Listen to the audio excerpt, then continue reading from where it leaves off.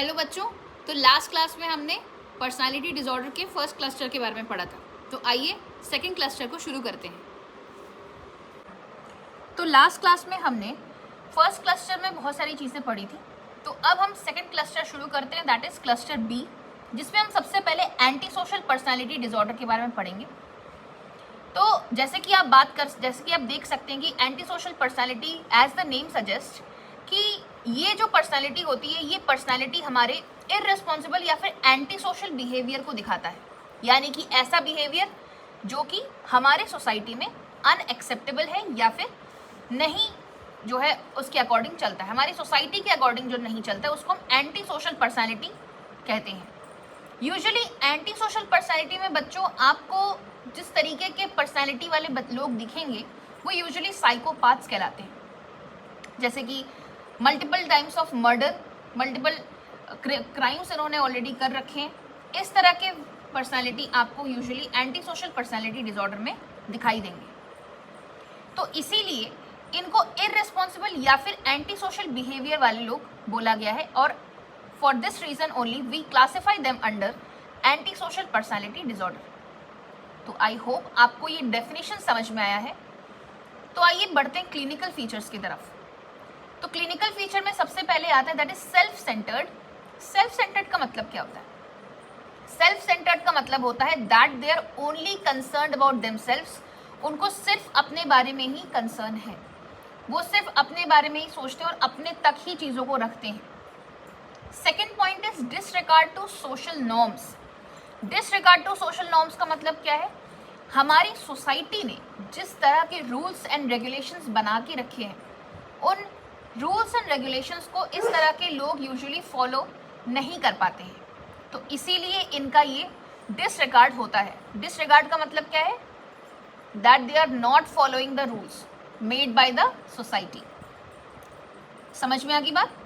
Third point is failure to sustain relationships. Failure to sustain relationship का मतलब क्या है? कोई भी हेल्दी रिलेशनशिप ये एंटी सोशल पर्सनालिटी डिसऑर्डर वाले लोग नहीं मेंटेन कर पाएंगे। इसीलिए इनको जो है यूजुअली सोसाइटी से अलग रहते हैं, और इनका कोई भी अपने मम्मी पापा के साथ हो गया, भाई बहन के साथ हो गया, इनका कोई भी अच्छा रिश्ता नहीं बन पाता है, क्योंकि ये सिर्फ अपने क्राइम्स के बारे में या फिर अपने ही बारे में सोच रहे हैं। ये कभी भी सोसाइटी के बनाए हुए रूल्स एंड रेगुलेशंस को नहीं एक्सेप्ट कर पाते, क्योंकि ये उन्हीं तौर तरीकों को समझते हैं जिन तौर तरीकों के बारे में इनको खुद अपने दिमाग में समझ में आता है। Next is lack of sympathy and feeling towards others. यानी कि दूसरों के लिए सिंपैथी या फिर दूसरों के लिए इमोशनल फील करना, ये इनके अंदर ये क्वालिटी मिसिंग होती है। क्योंकि सिंपैथी अगर फील करने लगे तो क्यों एंटी सोशल बिहेवियर इनके अंदर होता है कि नहीं? तो अगर इनके अंदर सिंपैथी की एब्सेंस है, सिंपैथी नहीं है या फिर एम्पैथाइज नहीं कर पा रहे हैं दूसरों को, ये तो यानी कि ये कहीं ना कहीं आप एंटी सोशल पर्सनालिटी डिसऑर्डर वाले लोगों में आप देख सकते हैं। Impulsive and aggressive behaviour. Impulsive and aggressive behaviour का मतलब क्या होता है? छोटी छोटी बातों पर बहुत ज़्यादा गुस्सा करना, ओवर रिएक्ट करना, हार्मफुल एक्टिविटीज़ करना जो कि दूसरों को हार्म पहुंचा रहा है, उनके आसपास के लोगों को हार्म पहुंचा रहा है, तो उन्हीं को हम कहते हैं इम्पल्सिव एंड एग्रेसिव बिहेवियर। अगर हम इसकी साइकोथेरेपी की बात करें तो यूजुअली इसमें आप इंडिविजुअल थेरेपी देते हैं, जिसमें आप नेगेटिव रीइंफोर्समेंट इन लोगों को आप दे सकते हैं। तो एक बार और समराइज कर लेते हैं एंटी सोशल पर्सनालिटी में, जो कि हमारे सेकेंड क्लस्टर का सबसे पहला पार्ट है, that is anti social personality disorder, जिसमें हम irresponsible and anti social behaviour देखते हैं। क्लिनिकल फीचर्स में हमने क्या क्या पढ़ा? Self centred, disregard to social norms, यानी कि अपने ही तक ये लोग सिर्फ सीमित रहेंगे, सोसाइटी के रूल्स एंड रेगुलेशंस को ये लोग फॉलो नहीं कर पाएंगे, एक पॉजिटिव और एक हेल्दी रिलेशनशिप को ये नहीं जो है मेंटेन कर पाते हैं, एज वेल एज दूसरों के लिए कोई भी सिंपैथी या फिर एम्पैथी इनके अंदर नहीं पाई जाती है। इम्पल्सिव एंड एग्रेसिव बिहेवियर इनके अंदर दिखाई देता है। इम्पल्सिव बिहेवियर का मतलब क्या होता है? छोटी से छोटी बातों को लेकर एक्सेसिवली ओवर रिएक्ट करना, दूसरों को हार्म करना, यानी कि दूसरों को चोट पहुंचाना, धमकियां देना, ये सारी चीजें आपकी इम्पल्सिव बिहेवियर में और एग्रेसिव बिहेवियर में आ जाएंगी। और अगर हम साइकोथेरेपी की बात करें तो usually individual psychotherapy and positive and negative reinforcements इनके लिए फायदेमंद होती है। क्लस्टर बी में नेक्स्ट टॉपिक के बारे में बात करते हैं, that is histrionic personality disorder. तो हिस्ट्रियोनिक पर्सनालिटी डिसऑर्डर में बच्चों किस तरह के आपको ज़्यादातर केसेस में मरीज दिखेंगे, that is attention seeking behaviour इनके अंदर ज़्यादा दिखाई देगा, और ये एक्सेसिवली ओवरली ड्रामेटिक होते हैं, बहुत ज़्यादा ही ड्रामा एज वेल एज ऐसी एक्टिविटीज़ ये लोग आपको करते हुए दिखेंगे जिससे कि आपका अटेंशन ऑटोमेटिकली इनकी तरफ खिंचा हुआ चला जाएगा। These type of people usually feed on attention, यानी कि इस तरह के लोग ज़्यादातर केसेस में ऐसी एक्टिविटीज़ आपको करते हुए दिखाई देंगे जिससे कि आप इनको अटेंशन देने के लिए बिल्कुल जो है यूजुअली इनका मेन यही मोटिव होता है कि आप इनको अटेंशन दें, क्योंकि यही इनका मेन लक्ष्य है। क्योंकि इसीलिए ये जो पर्टिकुलर पर्सनालिटी डिसऑर्डर है इसके दो मेन पार्ट्स हैं कि अगर आप इसको डिफाइन करके लिखते हैं तो इसके दो मेन पार्ट्स आपको ज़रूर लिखने हैं, that is attention seeking behaviour and overly dramatic behaviour. क्योंकि इनकी एक्टिविटीज़ ही ऐसी हैं कि आप यूजुअली इनको एक नॉर्मल पर्सन से बिल्कुल अलग देखेंगे, और अगर आपने इस तरह के लोगों को अटेंशन नहीं दी तो usually they will start crying और ऐसी दूसरी कोई एक्टिविटीज़ करना चालू कर देंगे जिससे दोबारा फिर से आप इनको अटेंशन दें। तो बात करते हैं इनकी क्लिनिकल फीचर्स के बारे में। तो first is need to be centre of attention, यानी कि कहीं पे भी अगर बातचीत चल रही है तो इनका जो है आपका अटेंशन इन्हीं के ऊपर बस होना चाहिए। इसीलिए इनका सबसे फर्स्ट और मेन पॉइंट जो है इस पर्सनालिटी में होता है, that is they want to be the centre of attention all the time. इनको हमेशा 24/7 सेंटर ऑफ अटेंशन बनना बहुत अच्छा लगता है। ड्रामेटिक इमोशनल ब्लैकमेल करना या फिर डेमोन्स्ट्रेटिव होना ऑफ सुसाइडल अटेम्प्ट्स। इसका मतलब क्या है, यानी कि ये जो बंदा है ये सिर्फ सुसाइड करने की कोशिश करेगा, यानी कि सुसाइडल अटेम्प्ट्स करेंगे बट एक्चुअली वो सुसाइड करेंगे नहीं, क्योंकि सुसाइड अटेम्प्ट्स करने के दौरान ही वो सिर्फ अटेंशन खींचना चाहते हैं तो आपका, और कोई भी मोटिव नहीं है इनका, बिकॉज दे लाइक अटेंशन, जिससे कि वो बार बार वो सिर्फ अटेंशन में आ सकें। इसीलिए वो ऐसे कोई भी एक्टिविटीज़ जैसे कि सुसाइडल टेंडेंसीज हो गई, सुसाइडल टेंडेंसीज से भी ज़्यादा अगर आप इसमें सुसाइडल अटेम्प्ट्स लिखेंगे तो वो ज़्यादा अच्छा होगा, क्योंकि सुसाइडल अटेम्प्ट्स के माध्यम से ये बताना चाह रहे हैं कि आप मुझे अटेंशन दीजिए, और अगर आप अटेंशन नहीं देंगे तो सुसाइड करने की कोशिश करेंगे। Next is over concern with physical attractiveness. ये अपने फिजिकल अट्रैक्टिवनेस को लेके बहुत ज़्यादा ओवरली कंसर्न होते हैं कि ये कैसे लग रहे हैं, whether they are looking good और नॉट। बहुत आसानी से बोर्ड हो जाएंगे, एक एक्टिविटी पे ज़्यादा देर तक इनका जो है मन नहीं टिकता है, बार बार इनको एक्टिविटीज़ चेंज करने की ज़रूरत पड़ती है। Next is display of dependency. छोटे से छोटा काम भी दूसरों के ऊपर डिपेंडेंट रह जाते हैं ये लोग। कोई भी बहुत ही सिंपल सा डेली लाइफ एक्टिविटी है और उसके लिए भी वो दूसरों के ऊपर निर्भर हो जाते हैं कि वो उनको ये काम करके देंगे। इसीलिए हिस्ट्रियोनिक पर्सनालिटी जो है, अगर आप दूसरे पर्सनालिटी से इसको डिफ्रेंशिएट करना चाहते हैं तो हमेशा बच्चों इसको याद रखना, हिस्ट्रियोनिक पर्सनालिटी सबसे ज़्यादा आपको overly dramatic as well as attention seeking behaviour दिखाई देगा। इसमें बात समझ में आ रही है? तो इस दो पॉइंट्स को आप जो है अच्छे से याद रखिएगा, जिससे कि आप हिस्ट्रियोनिक पर्सनालिटी को दूसरे पर्सनालिटी से आसानी से डिफ्रेंशिएट कर सकें। और आगे बात करते हैं, यूजुअली अगर हम साइकोथेरेपीज़ की बात करें तो इनके ऊपर साइकोथेरेपी करना थोड़ा सा डिफिकल्ट हो जाता है, लेकिन ये हेल्पफुल होता है। अगर आप साइकोथेरेपी इनके ऊपर कोई भी साइकोथेरेपी अगर इनके ऊपर आप कंडक्ट कर ले गए तो usually psychotherapies will be helpful, but psychotherapy conduct करना इनके ऊपर डिफिकल्ट होता है। तो आइए नेक्स्ट पर्सनालिटी के बारे में बात करते हैं, that is narcissistic personality disorder. तो ये जो पर्सनालिटी है that is narcissistic personality disorder, तो ये जो पर्सनालिटी है this is somewhat similar, but फिर भी इसके अंदर बहुत सारे डिफरेंसेस हैं। पहली चीज तो नार्सिसिस्टिक और हिस्ट्रियोनिक दोनों में ही ड्रामेटिक बिहेवियर दिखाई देता है। इसीलिए बच्चे कई बार कंफ्यूज हो जाते हैं कि मैम हिस्ट्रियोनिक पर्सनालिटी डिसऑर्डर और नार्सिसिस्टिक पर्सनालिटी डिसऑर्डर दोनों सेम है क्या? बट बच्चों ये दोनों बिल्कुल भी सेम नहीं है। यूजुअली नार्सिसिस्ट एक उस इंसान को बोला जाता है जिसके अंदर सेल्फ इम्पोर्टेंस बहुत ज़्यादा है, जिसके अंदर एक ये जो डेल्यूशन है जिसको कहा जाता है डेल्यूशन ऑफ ग्रैंडियोसिटी, ये ज़रूर देखा जाता है इनके अंदर। इनके अंदर there is a sense of unlimited success and power, यानी कि इनको ये लगता है हमेशा कि ये बहुत ही ज़्यादा सक्सेसफुल इंसान है, इनसे ज़्यादा पावरफुल और कोई भी नहीं है। तो these are the prime examples, these are the prime characteristics कि आप एक नार्सिसिस्टिक पर्सनालिटी डिसऑर्डर को हिस्ट्रियोनिक पर्सनालिटी से बिल्कुल डिफ्रेंशिएट कर सकते हैं। तो आइए डेफिनेशन को पढ़ते हैं। Characterised by increased sense of self importance, जैसे कि अभी मैंने आपको बताया कि नार्सिसिस्टिक पर्सनालिटी में क्या दिखाई देगा, सेल्फ इंपॉर्टेंस। उसके साथ साथ इनके अंदर unlimited success, power and beauty. इनको अपने अलावा दूसरा कोई भी इंसान सक्सेसफुल या फिर खूबसूरत नहीं नजर आता, क्योंकि इनकी नज़र में सिर्फ यही सबसे ज़्यादा पावरफुल, सक्सेसफुल और खूबसूरत है।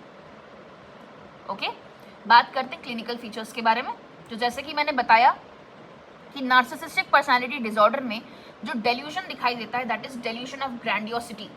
अब बेटा ग्रैंडियोस बिहेवियर का मतलब क्या होता है?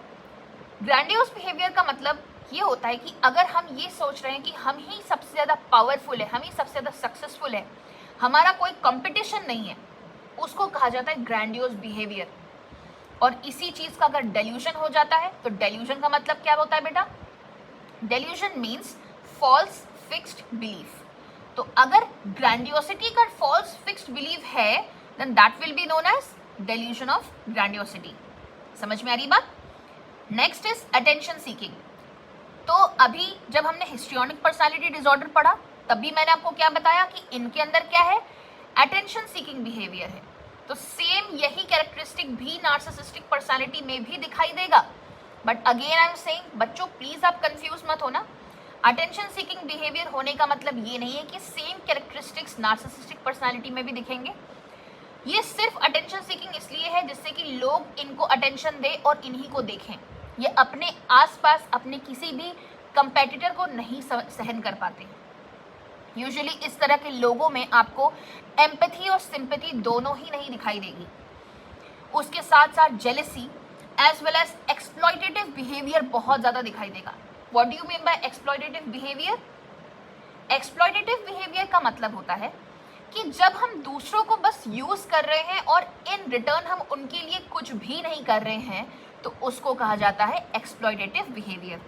ओके, और अगर हम इनके साइकोथेरेपी की बात करें तो बेटा यूजुअली हम सबसे ज़्यादा इम्पॉर्टेंट साइकोथेरेपी जो इनके लिए होती है दैट इज इंडिविजुअल साइकोथेरेपी। क्यों? तो भाई अब अगर तुम ये चीज़ एक बार इमेजिन कर लो कि बहुत सारे 4-5 तुमने नार्सिसिस्टिक पर्सनालिटी वाले पेशेंट साथ में रख दिए तो ये तो आपस में ही कम्पीट करते रह जाएंगे, ये तो आपस में डेल्यूजन ऑफ ग्रैंडियोसिटी दिखाते रह जाएंगे। तो क्या इनका आप कोई भी ट्रीटमेंट या साइकोथेरेपी कर पाओगे? नहीं कर पाओगे। इसीलिए इंडिविजुअल साइकोथेरेपी सबसे ज़्यादा हेल्पफुल होता है जहाँ पे सिर्फ psychiatrist as well as patient involve रहता है थेरेपी के दौरान और कोई भी थर्ड पर्सन इन्वॉल्व नहीं होता है। बात समझ में आ रही है? तो एक बार आप लोगों को फिर से दोबारा मैं समझा लेती हूँ कि नार्सिसिस्टिक पर्सनालिटी डिसऑर्डर क्या होता है।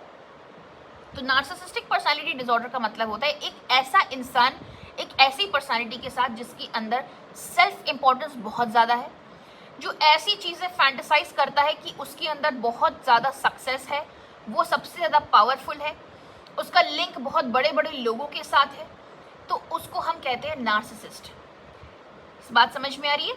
तो ये इसका डेफिनेशन क्या है? Characterised by increase sense of self importance and fantasies of unlimited success, power and beauty. बात समझ में आ गई? आई होप आपको डेफिनेशन क्लियर है। बढ़ते हैं क्लिनिकल फीचर्स को रिवाइज करने के लिए। डेल्यूजन ऑफ ग्रैंडियोसिटी यानी कि ग्रैंडियोस बिहेवियर दिखाना, attention seeking, lack of empathy, jealousy, exploitative behaviour and psychotherapy की अगर हम बात करें तो इंडिविजुअल साइकोथेरेपी सबसे ज़्यादा हेल्पफुल होती है इन पर्सनैलिटी वाले लोगों में। ओके, तो बच्चों अभी हमने नार्सिसिस्टिक पर्सनैलिटी डिसऑर्डर पढ़ लिया है। अब नेक्स्ट बात करते हैं इसी सेम क्लस्टर में, क्लस्टर बी के अंदर बॉर्डरलाइन पर्सनैलिटी डिसऑर्डर के बारे में। That is characterised by instability in interpersonal relationship, mood and self image. Usually borderline personality disorder आपको ऐसे लोगों में दिखाई देगा जो कि एडोलेसेंट एज के हैं। जो कि अपने सेल्फ इमेज को कि वो बहुत ज़्यादा मोटे या बहुत ज़्यादा पतले तो नहीं लग रहे। यूजुअली आपको इस तरह का कंसर्न उन लोगों में, उस एज ग्रुप में दिखाई देगा जो यूजुअली टीनेजर्स एंड टीनेजर्स के ऊपर वाले लोग हैं, यानी कि हमारा एडोलेसेंट एज ग्रुप, जिनके अंदर अपनी इंटरपर्सनल रिलेशनशिप इस्टेब्लिश करना मुश्किल हो जाता है, जो अपनी प्रॉब्लम्स के बारे में अपने ही पेरेंट्स से नहीं बता पाते हैं, क्योंकि इनके लिए इंटरपर्सनल रिलेशनशिप इस्टेब्लिश करना मुश्किल हो जाता है। इनके मूड में भी आपको यूजुअली अनस्टेबिलिटी दिखाई देगी।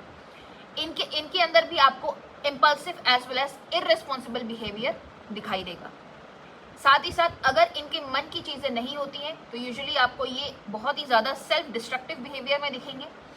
अगर इनको ऐसा लग रहा है कि ये खूबसूरत नहीं लग रहे हैं, सुंदर नहीं लग रहे हैं, हालांकि ऊपर वाले की बनाई हुई सारी चीज़ें बहुत ज़्यादा खूबसूरत और नायाब है, बट ये चीज़ें अगर इस इंसान को नहीं समझ में आ रही है, इस पर्सन को नहीं समझ में आ रही, तो इनकी पर्सनैलिटी में एक ट्रेट ये दिखाई देता है कि ये सेल्फ डिस्ट्रक्टिव होने लगते हैं। सेल्फ डिस्ट्रक्टिव का मतलब क्या होता है बेटा? सेल्फ डिस्ट्रक्टिव का मतलब होता है कि अगर हम खुद ही अपने आप को चोट पहुंचा रहे हैं, अपने आप को हार्म कर रहे हैं, तो उसका मतलब होता है सेल्फ डिस्ट्रक्टिव नेचर, जिसकी वजह से सेल्फ जो है डिस्टर्ब्ड सेल्फ इमेज हो जाती है। डिस्टर्ब सेल्फ इमेज के केस में आप एक्सेसिव जो है बॉडी इमेज के कंसर्न की वजह से कोई ऐसा इमेज आप बॉडी इमेज आप देख सकते हैं जो एक नॉर्मल पर्सन से अलग है। Inability to tolerate anxiety. Inability to tolerate anxiety का मतलब क्या होता है कि ये परेशानियां और एंग्जाइटी या स्ट्रेस टॉलरेट या सफ़र नहीं कर पाते हैं। Intense anger and loss of temper. Intense anger का मतलब क्या होता है? बहुत ज़्यादा गुस्सा और बार बार अपना आपा खो देना। अगर हम साइकोथेरेपी की बात करें तो यूजुअली साइकोथेरेपी में इंडिविजुअल साइकोथेरेपी बहुत हेल्पफुल होती है, एज वेल एज इनके स्ट्रेस को कंट्रोल करने के लिए डॉक्टर्स यूजुअली इस तरह के पेशेंट्स को एंग्जाइटिक्स यानी कि एंग्जाइटी रिड्यूसिंग ड्रग्स देते हैं। ओके, तो एक और बार हम बॉर्डरलाइन पर्सनालिटी डिसऑर्डर देख लेते हैं। That is characterised by instability in interpersonal relationship, यानी कि इंटरपर्सनल रिलेशनशिप एस्टैब्लिश करने के दौरान आप यूजुअली इन पेशेंट्स में इंस्टेबिलिटी देखेंगे, यानी कि ये एस्टैब्लिश नहीं कर पाते आईपीआर। ओके, अनस्टेबल मूड दिखाई देगा and overly concern distorted self image दिखाई देगा। क्लिनिकल फीचर्स की अगर हम बात करेंगे तो impulsive behaviour as well as irresponsible behaviour दिखेगा आपको। ओके, सेल्फ डिस्ट्रक्टिव बिहेवियर यानी कि सेल्फ हार्मिंग टेंडेंसीज होंगी इनके अंदर। सेल्फ इमेज डिस्टर्ब्ड होगा इनका। इनएबिलिटी टू टॉलरेट एंग्जाइटी, यानी कि एंग्जाइटी हो गया, स्ट्रेस हो गया, इस तरह के लोग यूजुअली इसको टॉलरेट नहीं कर पाते हैं। बहुत ही ज़्यादा anger as well as loss of temper, यानी कि आपा खो देना। टेम्पर का मतलब क्या होता है? आपा खो देना। लॉस ऑफ टेम्पर का मतलब होता है आपा खो देना। एज वेल एज अगर हम ये देखेंगे कि कौन सी थेरेपी इसके अंदर सबसे ज़्यादा महत्वपूर्ण और एप्लीकेबल होती है, दैट इज इंडिविजुअल साइकोथेरेपी बहुत ज़्यादा हेल्पफुल होती है, और डॉक्टर्स आपको जो है इस तरह के पेशेंट्स को सही करने के लिए एंग्जाइटिक्स भी प्रेस्क्राइब करते हैं। तो बच्चों, आज हमने पर्सनालिटी डिसऑर्डर के सेकंड क्लस्टर यानी कि क्लस्टर बी के सारे टॉपिक्स हमने पढ़ लिए हैं। क्लस्टर सी के टॉपिक्स पढ़ने के लिए आपको थर्ड पार्ट देखना पड़ेगा, जो कि अभी आने वाला है। तो तब तक के लिए अभी अगर कोई भी आपको कमेंट सेक्शन में डाउट्स होंगे तो आप ज़रूर पूछ लीजिएगा। And till then please don't forget to like, share and subscribe our channel. Thank you.